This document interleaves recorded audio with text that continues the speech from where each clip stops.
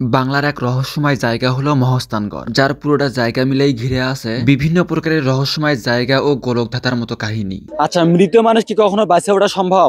আমার পেছনে যে কুয়াটা দেখতে পাচ্ছেন, কথিত আছে এক সময় নাকি এই কুয়োর পানি খায়া মানুষ উঠতে পারছে। একসময় বাংলার রাজধানী আসলো এই মহাস্থানগড়। কিচ্চে কাহিনী ও গল্পে পড়া বেহুলা লক্ষিন্দারের বাসর ঘরও এই মহাস্থানগড়ের পাশেই অবস্থিত।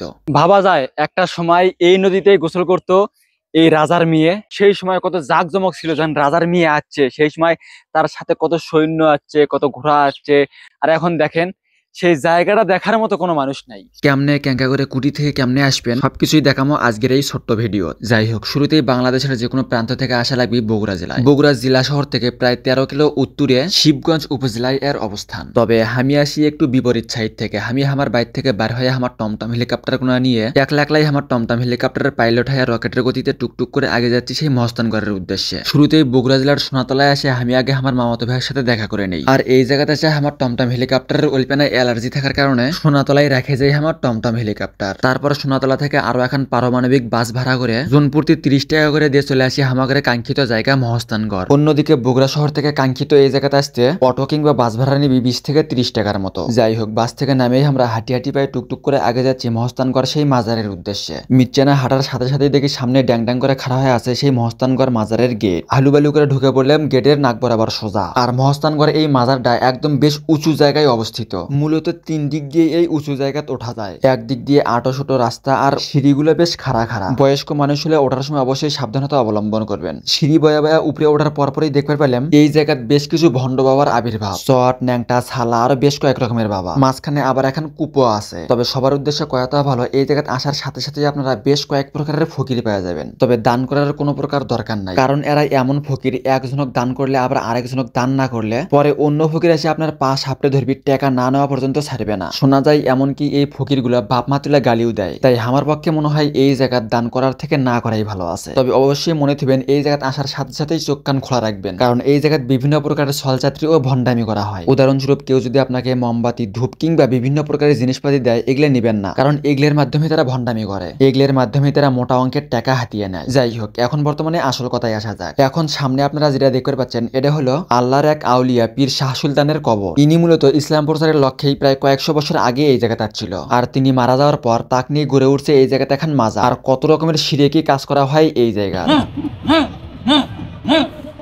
পরবর্তী সময়ে যারা এই জায়গাতে আসবেন, ঘুরবেন ফিরবেন মজা করবেন, তবে দয়া করে কেউ শিরক কাজ করবেন না, কারণ কোনো কিছু দেওয়ার মালিক হলো আল্লাহ, কোনো কবর না। যাই হোক, এখন বর্তমানে আপনারা যে গাছটা দেখতে পাচ্ছেন এটা মূলত এক অদ্ভুত বড়াই গাছ। বড়াই গাছে কাটা থাকে, তবে এই বড়াই গাছে কোনো প্রকার কাটা নাই। আবার এই বড়াই গাছের ওলপেনার সাইডে আছে এখন তেঁতুল গাছ। ওই তেঁতুল গাছের তেঁতুল আবার অনেক মিষ্টি। আর সপ্তাহে পুরো শুক্রবার এই জায়গা পুরো একবারে মেলার মতো বসে যায়, লোকে লোকারণ হয়ে যায় এই জায়গা। মহাস্থানগড় মাজারের সাইডে আবার আছে উঁচু এক জায়গায় এক রহস্যময় অদ্ভুত দুধ পাথর।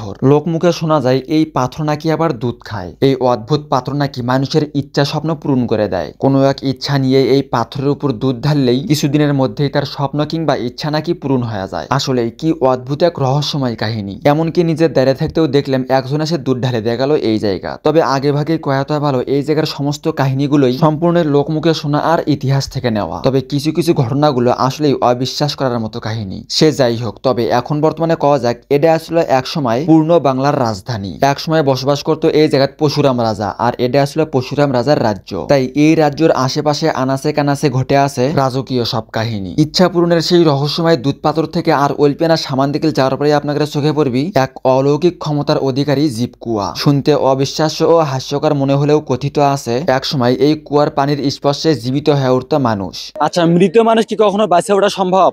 আমার পেছনে যে কুয়াটা দেখতে পাচ্ছেন, কথিত আছে এক সময় নাকি এই কুয়োর পানি খায়া মানুষ উঠতে পারছে।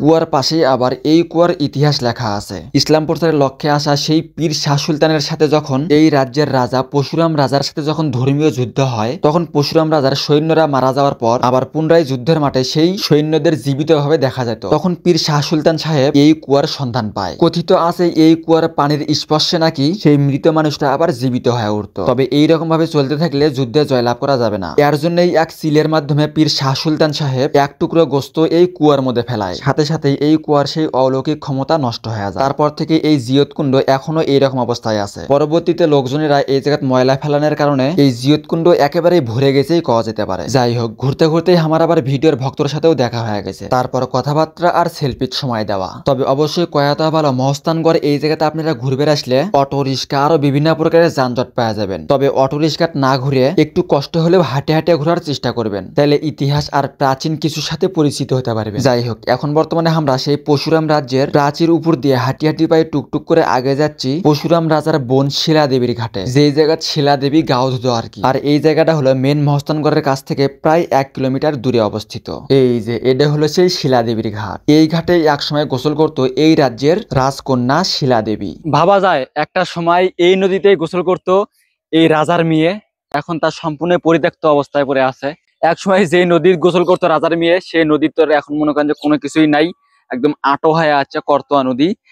আর তখন সেই সময় কত জাঁকজমক ছিল, যখন রাজার মেয়ে আসছে সেই সময় তার সাথে কত সৈন্য আসছে, কত ঘোড়া আসছে, জানতো এই রাজার মেয়ের কোনো ক্ষয়ক্ষতি না হয়। আর এখন দেখেন সেই জায়গাটা দেখার মতো কোনো মানুষ নাই। এই শিলাদেবী ঘাটের পাশে আবার আছে মহস্থানগড়ের জাদুঘর। দুঃখজনক বিষয় হলো সেই জাদুঘরের মাঝখানে ছবি তোলা কিংবা ভিডিও করা সম্পূর্ণই নিষেধ। তবে ওই জাদুঘরের মাঝখানে এই জায়গার প্রাচীন কিছু ইতিহাস আর জিনিসপাতি নিয়েই গঠিত।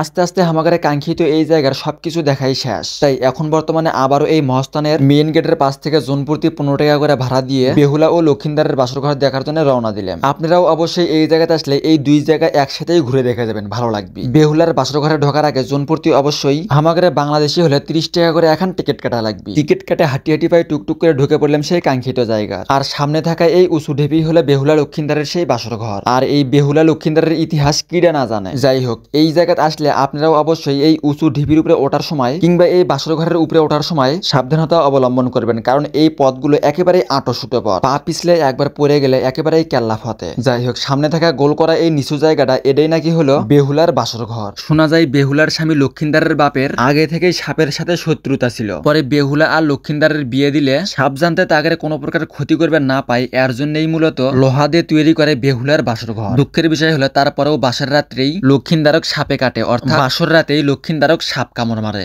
আর সেই বেহুলা লক্ষিন্দারের বাসর ঘরটাই হলো এই জায়গা। আবার এই জায়গাতে এসেও আমার ভিডিওর কিছু ভক্তর সাথে দেখা হয়ে যায়। যাই হোক, সব মিলিয়ে এটাই আসলে আজকের ভিডিও কেমন লাগছে সেটা অবশ্যই জানিয়ে দিবেন কমেন্ট বক্সে। আর ভালো লাগলে অবশ্যই শেয়ার করবেন। আর আমাদের নতুন দর্শক হয়ে থাকলে অবশ্যই আমাদের ফেসবুক পেজ ফলো আর ইউটিউব চ্যানেল সাবস্ক্রাইব করবেন। আজকে এই পর্যন্তই। সকলেই ভালো থাকবেন, সুস্থ থাকবেন, মন্দ হতে দূরে থাকবেন।